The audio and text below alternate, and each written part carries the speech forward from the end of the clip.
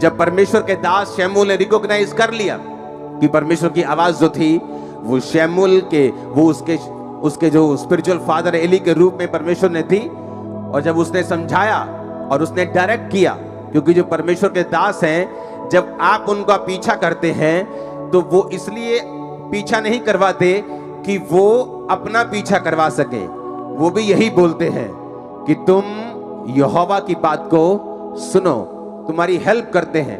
Eli ने help की, उसको समझ नहीं आ रही थी क्या हो रहा है। एली ने कहा अब अगर तुझे आवाज आए तो कहना क्या आज्ञा, बोल तेरा दास सुन रहा है। और बाइबल कहती है परमेश्वर ने फिर उससे बात करनी शुरू की इजराइल के बारे में, आने वाली घटनाओं के बारे में, कि वो दोनों होपनी और पिनहास नामक दोनों जो याजक जो कुकर्म करते थे और व्यभिचार करते थे और गलत भेंटों का प्रयोग करते थे गलत रीति से, कि वो मारे जाएंगे। और परमेश्वर ने शमूएल की सेवकाई को शुरू किया।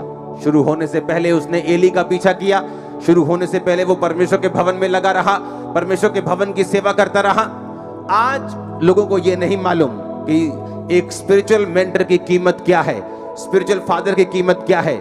जिस तरह शरीर में लोग व्यभिचारी हैं, आत्मा में भी लोग व्यभिचारी हैं। 10-10, 5-5 मिनिस्ट्रीज को फॉलो करते हैं, कभी मालूम नहीं होता हमें क्या करना है, कभी कहीं नहीं पहुंचते कि मुझे किस दिशा में जाना है, क्योंकि उनकी आवाजें जो हैं वो मल्टीपल हैं।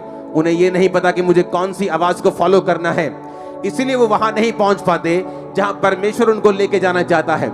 अब परमेश्वर ने अपनी आवाज में, जब एली की आवाज में उसको आवाज लगाई, तो परमेश्वर ने ये बता दिया कि तुझे मैंने, तेरे स्पिरिचुअल फादर अपने दास की आवाज में इसलिए आवाज लगाई है ताकि ये मैसेज दुनिया तक पहुंच सके कि अगर परमेश्वर तुम्हें छुड़ाना चाहता है, वो तुम्हें अच्छी संगति देगा, वो तुम्हें जीवित चर्च देगा, वो तुम्हें अच्छे दास देगा। तुम दुनिया में जहां भी मुझे सुन रहे हो, जहां भी तुम जिस चर्च में जाते हो, वो जीवित चर्च होनी चाहिए, जीवित वचन होना चाहिए, हर एक चीज वहां होनी चाहिए।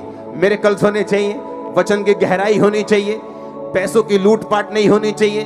बाइबल कहती है जब आप इन वचनों को सुनकर परमेश्वर की आवाज को समझना शुरू कर देते हैं तो वो आपकी बुलाहट में आपको एंटर करवाना शुरू करता है। जिसके लिए उसने आपको अपने पास बुलाया, जिस काम के लिए परमेश्वर ने आपको चुना, वो एक प्रॉफिट हो सकता है, वो एक सेवक के रूप में हो सकता है, एक डॉक्टर के रूप में हो सकता है, एक नर्स के रूप में हो सकता है, एक बिजनेसमैन के रूप में हो सकता है। हर एक व्यक्ति की कॉलिंग अलग अलग है।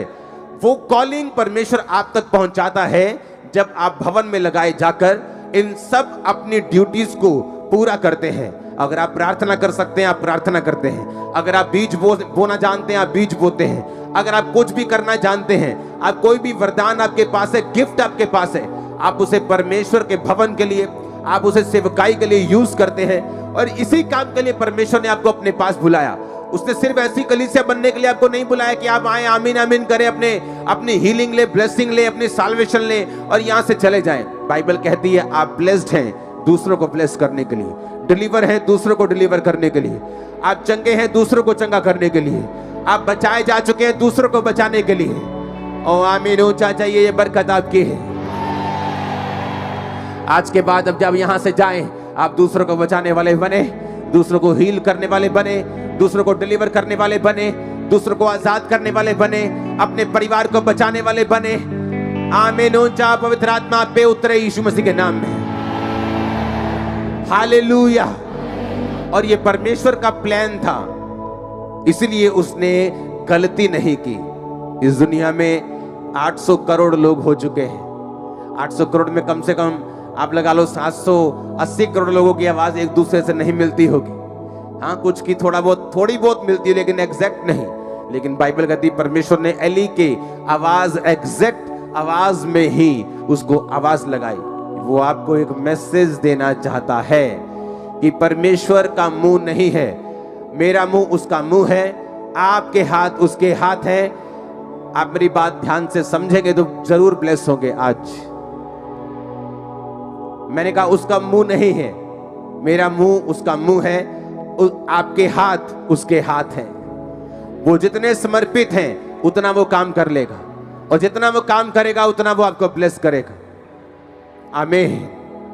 जिन व्यक्तियों का शरीर परमेश्वर के लिए समर्पित है, पवित्र आत्मा उनसे गैर भाषाओं के जरिए दूसरे लोगों के लिए, दूसरे देशों के लिए, जिनको आप जानते तक नहीं, उनके लिए वो प्रार्थना करवाता है आपके अंदर से, जो पवित्र आत्मा के साथ समर्पित हृदय के साथ चलते हैं। आप गैर भाषा में प्रार्थना करते हैं, आप नहीं जानते आप किन के लिए प्रार्थना कर रहे हैं। अपने लिए प्रार्थना कर रहे हैं कि दूसरे के लिए कर रहे हैं कि सेवक के लिए कर रहे हैं। और इसलिए पौलुस ने कहा था, जब मैं गैर भाषा में प्रार्थना करूंगा तो मैं आत्मा से भी करूंगा और बुद्धि से भी करूंगा। बुद्धि से यानी कि मैं प्रेयर पॉइंट्स के साथ भी करूंगा, लिखकर प्रार्थना भी करूंगा और आत्मा के साथ प्रार्थना भी करूंगा। और जब आप पवित्र आत्मा को अपना शरीर देते हैं, एक व्यक्ति जो व्यभिचार में उलझा हुआ, पाप में उलझा हुआ, फोन में उलझा हुआ, फेसबुक में उलझा हुआ, इंस्टाग्राम में उलझा हुआ, वो परमेश्वर के सामने समर्पित नहीं है। वो ऐसा व्यक्ति नहीं जिसे पवित्र आत्मा यूज कर सके। वो आशीषित हो सकता है, ब्लेस्ड हो सकता है स्वर्ग भी चला जाए अगर कोई मेजर पाप उसकी लाइफ में नहीं है। लेकिन क्या वो इस्तेमाल हो रहा है खुदावंद के लिए? क्या वो यूज हो रहा है? अगर आप यूज होना शुरू होंगे, इस्तेमाल होना शुरू होंगे, वो चाहे थोड़ी स्टार्टिंग क्यों ना हो, शुरुआत थोड़ी क्यों ना हो, वो आपकी जनरेशंस को चुन लेगा, आपके पोतों तक को चुन लेगा। सारा पैटर्न चेंज हो जाएगा, सब कुछ बदल जाएगा। दो गाड़ियों के ट्रैक जब चलते हैं साथ साथ, एक लुधियाना तक जाता है और एक मुंबई तक जाता है, लेकिन अभी दोनों साथ साथ चल रहे हैं। अगर आप ट्रैक चेंज करेंगे तो ज्यादा फर्क नहीं लगता, ये भी इधर जा रहा है और ये भी इधर जा रहा है। लेकिन एक समय आता है जब वो ट्रैक अलग हो जाता है, आगे बढ़ जाता है, अलग ही हो जाता है। इसी तरह से कलीसिया में बैठे हुए लोग हैं, एक सेवा करने वाला, एक बिना सेवा वाला, दोनों सेम ट्रैक पे लग सकते हैं, दोनों बराबर लग सकते हैं, लेकिन उनका फ्यूचर बराबर नहीं है। सेवा करने वालों का फ्यूचर बराबर नहीं है। वो दूसरों से कहीं अधिक आशीषित होंगे, दूसरों से कहीं अधिक आगे होंगे। आमीन। ये बरकत आपकी है। हालेलुया।